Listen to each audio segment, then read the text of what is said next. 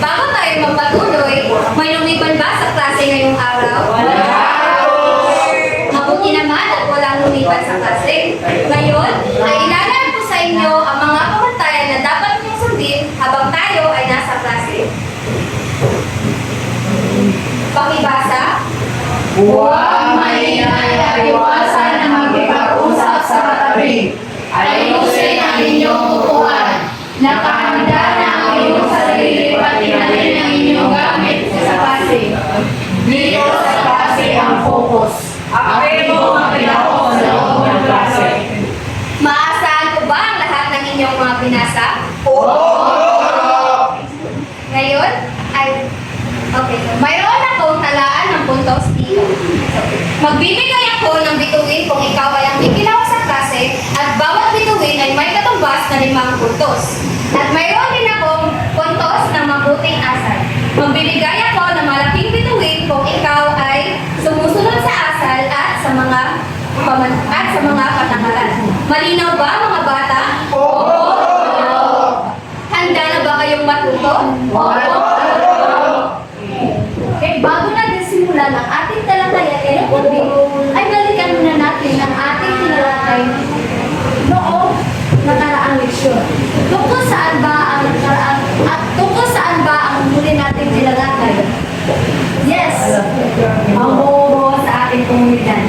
Magaling ang bumubuo sa ating komunidad. Ngayon, malalaman natin kung may naintindihan ba kayo sa ating hiling sa tinalakay nating paksa. So,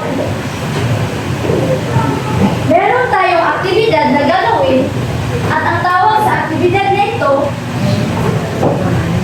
ay hulaan mo komunidad. So, at ngayon, magpapakita ako ng larawan at nais kong hulaan ninyo kung ano ang nasa larawang aking ipapakita. Maliwanag ba mga bata? Okay. Unang larawan. Ano ito? Yes! That is Pamilya. tama, ito ay isang pamilya. Ano naman? Simbahan ko, guro. O tama, ito ay simbahan. Yes, actually. Hospital po, guro. Tama, ito ay hospital.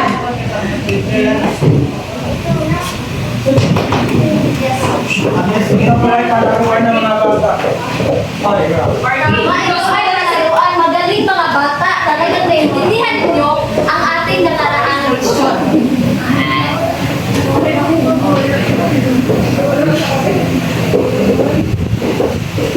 Magandang hapon mga bata. At ako nga pala ang inyong guro sa hapon na ito. At ang ating gagawin ay tuklasin na ating tatawagan ang ating gagawin na yun ay tuklasin at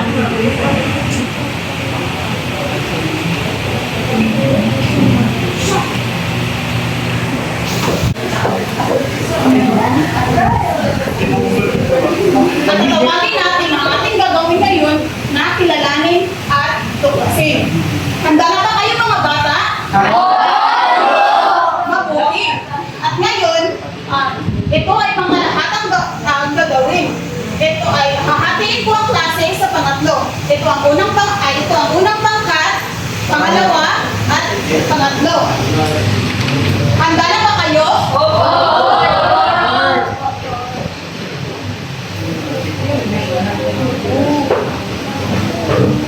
At ngayon, uhulaan ninyo ang mga larawan na aking ipapakita. Ano ito?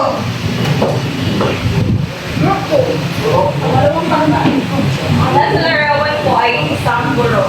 Mahusay. Bigyan natin ng palakpak ang ikalawang pangkat.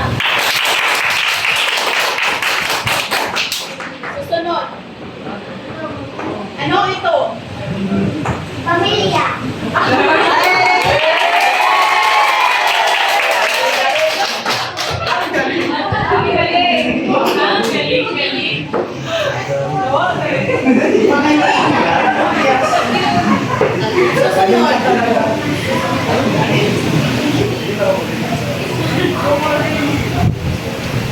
Unang pangkat. Invisible.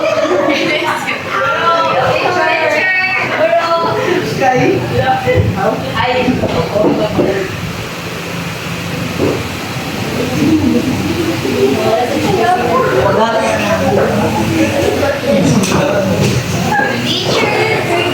Hindi na po teacher. Pangalawang pangkat. Isang doktor. Doktor na eh.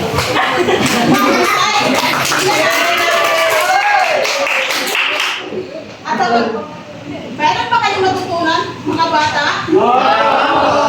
Pagkatuloy ng ating aralin, ibibigay na ko kay Gorong Krisha.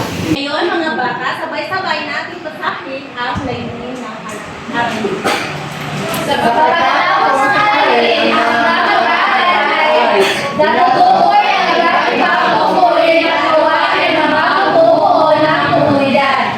Nakapagpapakita ng kaugnayan sa tungkulin ng gawain ng bawat isa sa pamamagitan ng tula-tulahan, tula at paggawa ng kata.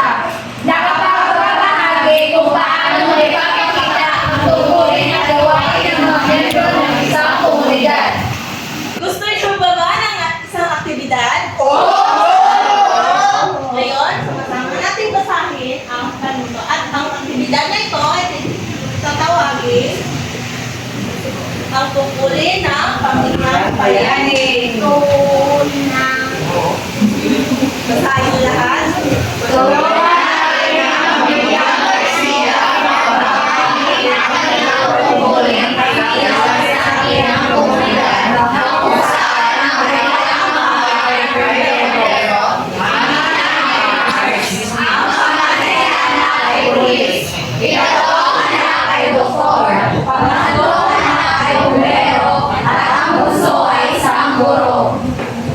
Bawat pangkat ay bibigyan ng chart para gawin ang gawain ito. Naintindihan ba ang gawain mga bata?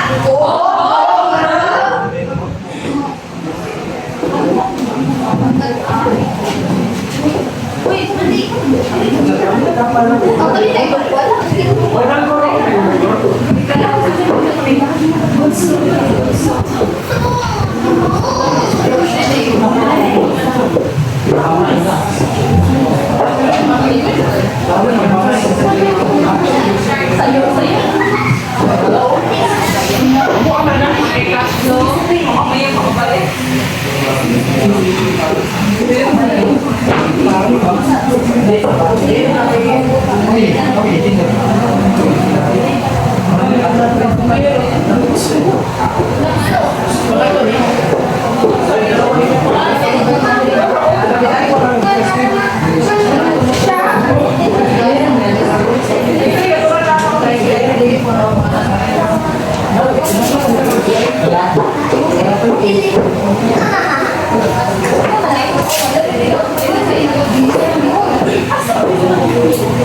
Bibigyan lamang po kayo ng 2 minuto na matapos ang gawain.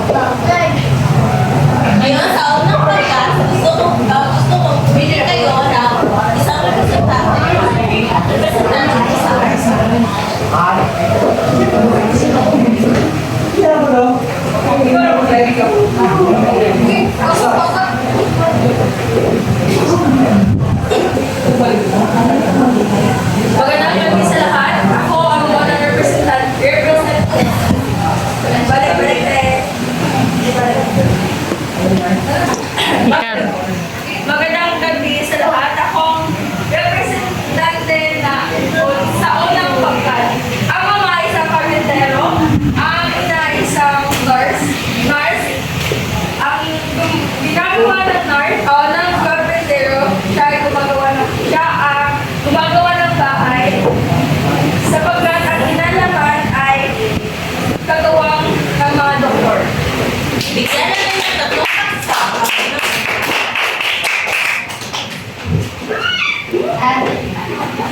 Magandang nga po sa inyo. Magandang gabi sa inyong lahat. So, para sa ikalawang pangkat, ang pamilyang Garcia, ang kanilang panganay ay isang pulis. Ang kanyang tuturin, siya ang huli sa masamang tao, masamang loob. Ang pangalawa naman ay isang doktora. Ang kanyang tuturin ay siya ang sumagamot sa may mga sakit.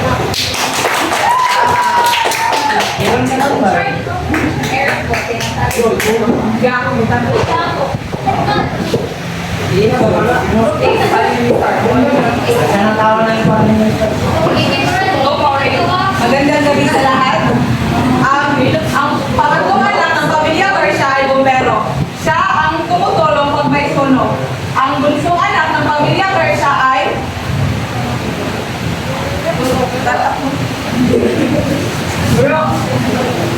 ay guro at siya ang nagtuturo sa mga bata.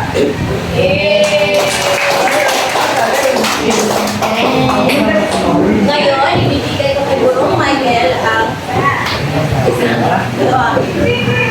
Magandang gabi mga bata. Mukhang sa tingin ko ay naiintindihan nyo.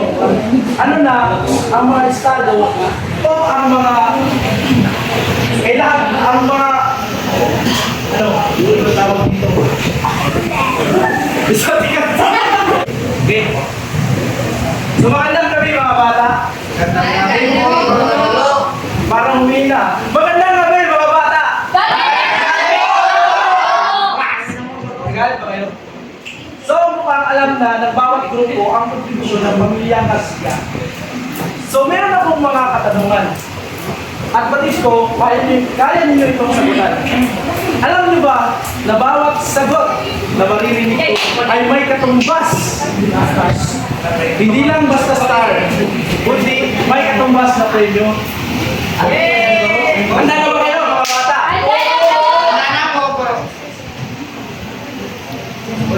Ano ang mga particular na paraan upang makatulong ka sa isang komunidad?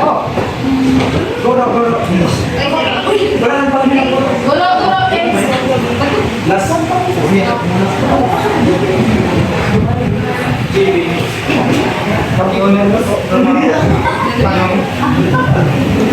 Ano ang particular na paraan para makatulong ka sa isang komunidad? Dapat po mabilis sa paligiran. Tama. Di ba? Maraming nagagay tayo mga gawa para makatulong tayo sa ating komunidad. Isa na rin ang pagiging responsable. Pagiging responsable sa ating komunidad.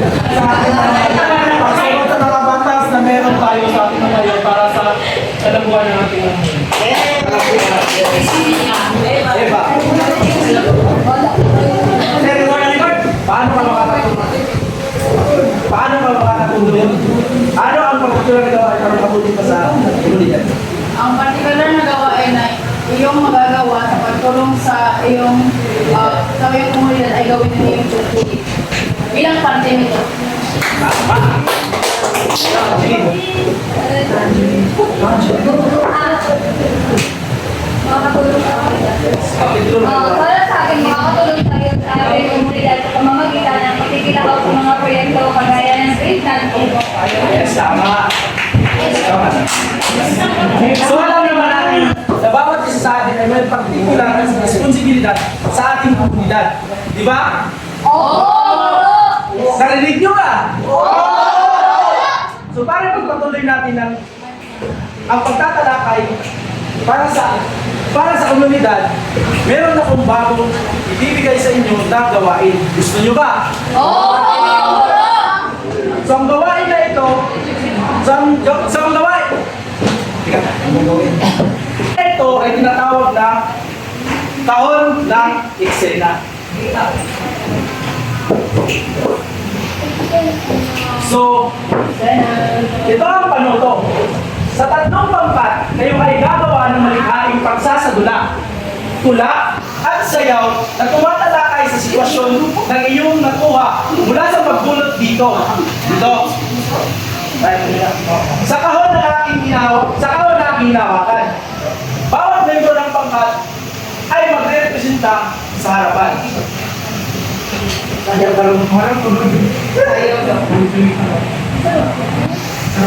Kaya nyo ba? Kaya mo! Kung dito pa lang hindi nyo na kaya, paano kayo magiging responsable sa komunidad? Di ba? We are safe students. Rinig nyo ba mga bata? Oo! Grade 2 pala. Pero, hindi pa siya hindi po kami ganit.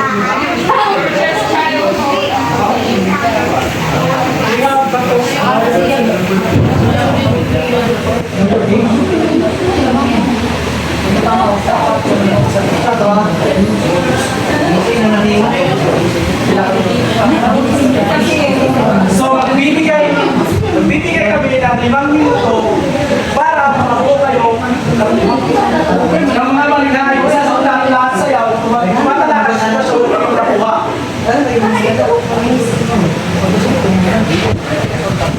Sige, isa-isa. Hindi sinabihan mo, ah. Mag-isip ang hindi kay Gikuan Manila. Bakit po mo, nang-isip ang sarili ko na napapalala mo.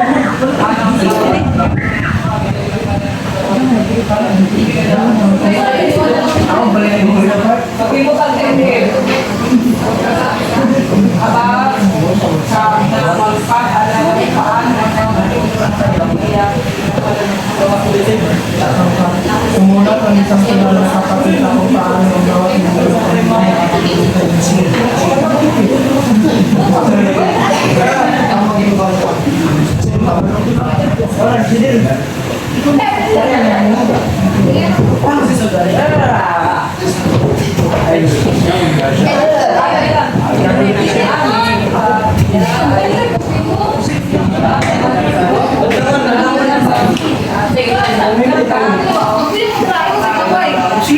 Uy, 3 minutes lang. Meron na lang kayo 3 minuto.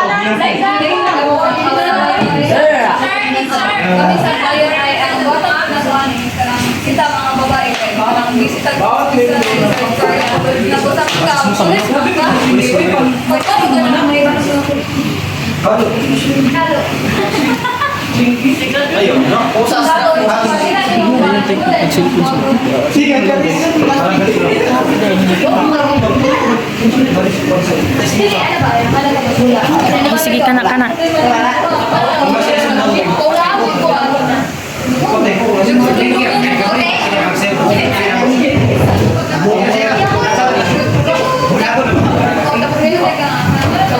meron na lang ngayon 2 minuto.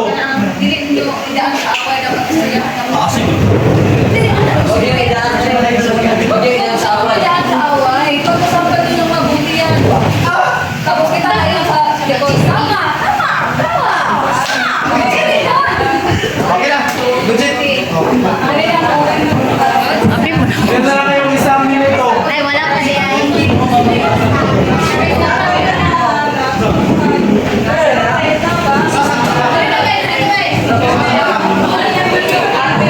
segundo.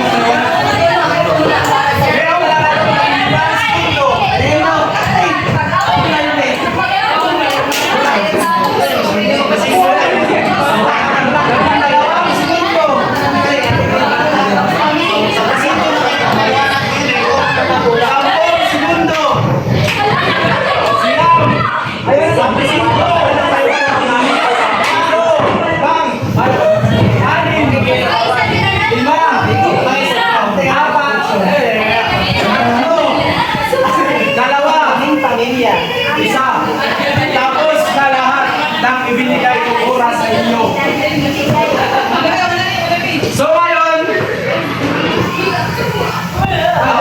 ako na mag-represent kasi sa harapan, unang grupo, ay ang unang pangkat.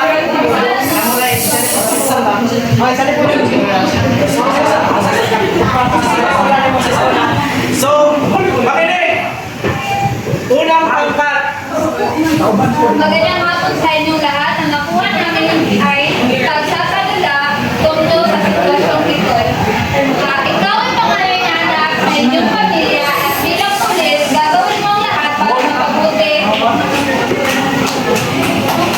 ang inyong lugar. Isang araw na padaan ka sa tindahan sa kanton ng inyong bahay at nagkataong may mga nagkainuman at nauwi sa sasukan dahil lamang sa simpleng biruan.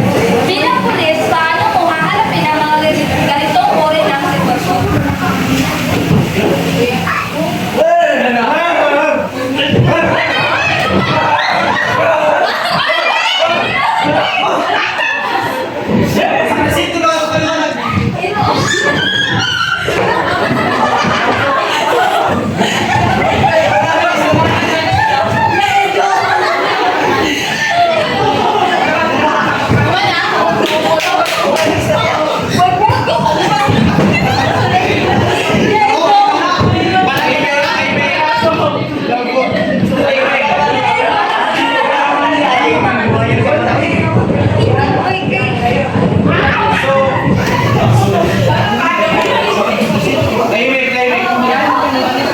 So, ako ng pangkat na nagsipisita ko, kailangan nyo ng medyo usap muna ako sa mga turisita. Pero, magaling ang ginawa ninyo. Bigyan natin sila ng 5 palakpak. At ngayon naman ay ang pangalawang pangkat na naman ang magre-representa.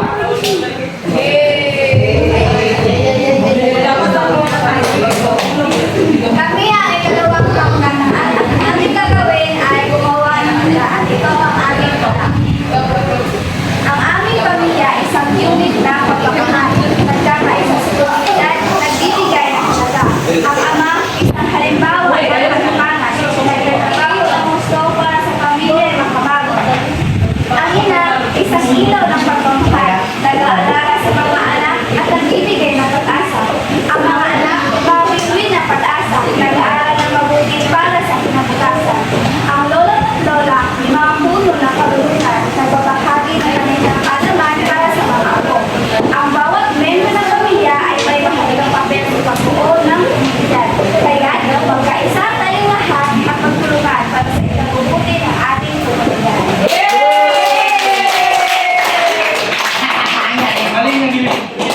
Magaling ang ipinakita ng pangalawang pangkat. At ngayon naman, dumako tayo sa pangatlong pangkat.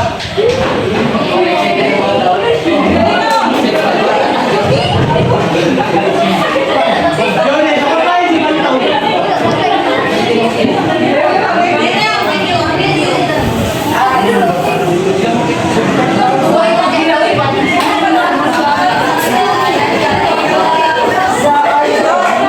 Pangatlong pangkat, ang aming nabunod ay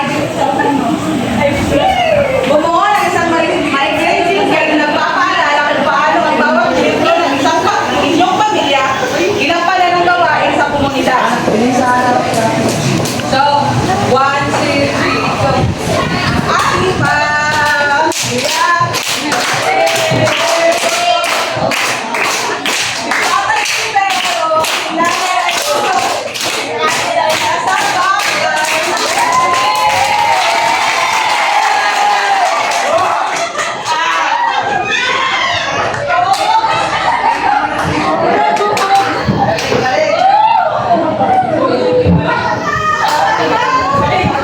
Napakagaling pala sa kera ng pangatlong pangkat. So, bago tayo dumako, sa bago na naman, panibago, kalaman, meron na akong sasabihin sa inyo. Na ang bawat pangkat ay binigay talaga ang lahat ng kanilang nalalaman at ito ay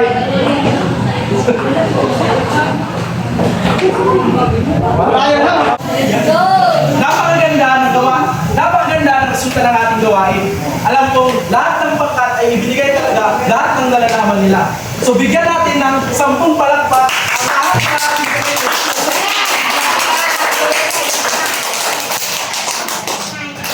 So bago ko magpapaalam, ibibigay ko ang una, ang pagbibigay ng panibagong kaalaman kay Teacher Krishna. Ngayon, makikita ko ang lahat na sa partisipasyon ninyo sa ating mga aktivitas. Ngayon, ating bibilangin ang inyong mga puntos. Ang unang pangkat ay mayroong 12 plus 2, 40. Ano? Parang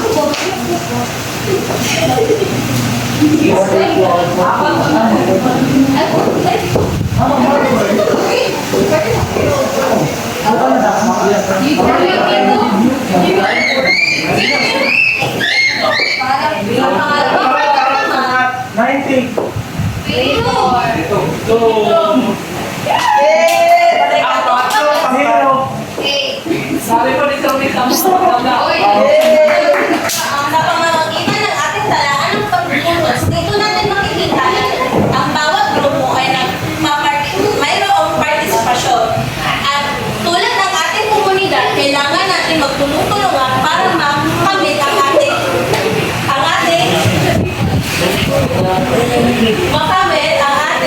mga gawain, ang ating mga tungkulin sa ating komunidad. Naintindihan ba mga bata? Ngayon, bigyan natin ng isang premyo ang pangalawang Okay,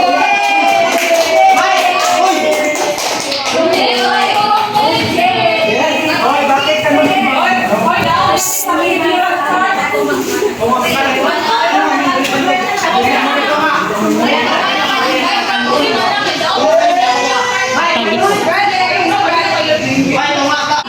Wala, napatay si Suzy. Okay, magaling mga bata. Natutuwa ako sa inyong partisipasyon sa ating mga aktibidad. Ngayon, meron akong katanungan sa inyo. Bilang isang mag-aaral, ano ang kukulin na iyong gagampanan sa iyong komunidad? Okay, Romnick. Bilang isang mag-aaral, ay muli na dapat ang ipapalalaya pag-ising mabuti mag-aaral. Gaya na dapat ang pagiging sabi sa ating mga gawain sa paaralan. Magaling. So, sa paanong paraan ito gagampanan ang mga tungkulin sa ating komunidad? Okay, listen, sa pamamagitan ng pagsunod sa mga batas at pagtulong sa pagiging sa paligid. Okay, magaling. So, bakit mahalaga ang ating gampanan ang mga tungkulin sa ating komunidad? Yes. Upang maging masaya ang lahat ng tao. Upang maging masaya ang lahat ng tao sa atin. So, ano ang mangyayari sa komunidad kung hindi natin gagampanan ang ating mga tungkulin o bilang mag-aaral o mamamayan?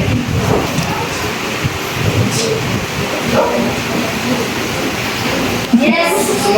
Hindi. Kami, nalipot na Okay. balik. Ate Char. Oo, natungkol ko. Kaya ulit po yung tanong, sir. Ano ang mangyayari sa komunidad kung hindi natin gagampanan ang ating tungkulin sa bilang isang pag-aaral o mamamayan? Siguro po, sir, nagiging magulo po ang komunidad. Hindi po ito nabubuo. Tingnan po. Okay, magaling. So, paano natin malalaman kung ang ating tungkulin ay tama at nakakatulong sa lahat ng sa komunidad? Teacher! Okay. Junisa. Malalaman natin kung mabuti ito kung may katutulong ito sa maraming tao at hindi ito napapakaamon sa lahat. Okay, magaling. Talagang naunawaan ninyo ang tungkulin at gawain sa ating komunidad. Bigyan natin ng 5 bagsak ang ating sarili.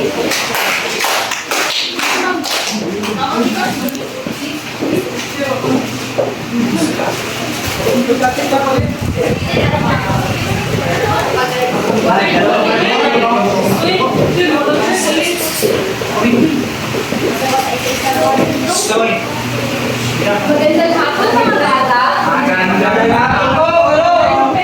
Magaling at natapos ninyo ang ating aktibidad na mayroong operasyon sa ating mga gawain. Nasayahan ba kayo sa ating mga aktibidad? Opo!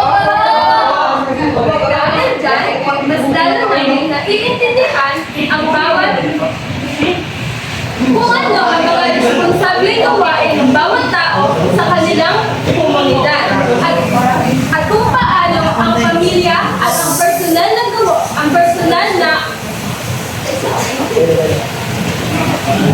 at kung paano ang kanilang pamilya at ang personal na karanasan ay nakakatulong sa pagbuo ng kanilang mga tungkulin at gawain. Ngayon ay atin na ang ating pagtatalakay sa ating aralin.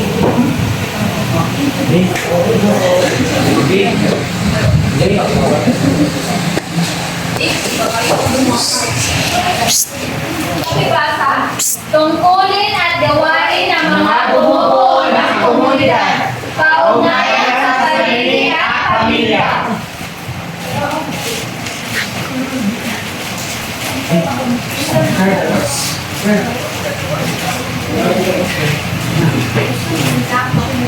Ang tungkulin at gawain ng bumubuo ng komunidad, kaugnayan sa sarili at pamilya, ay nagpapaalala sa atin na ang bawat isa ay may mahalagang papel sa pagbuo ng isang mas maunlad na komunidad.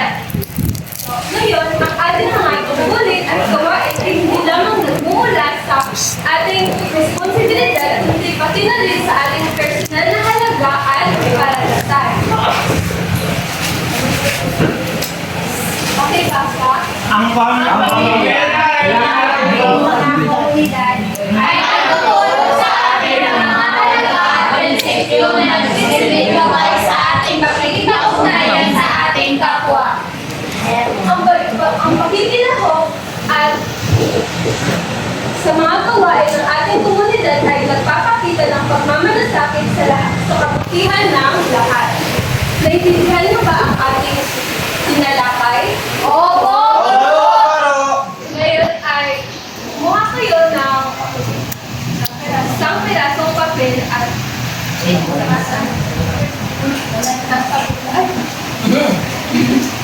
English. Maraming salamat sa pagkikinig mga bata.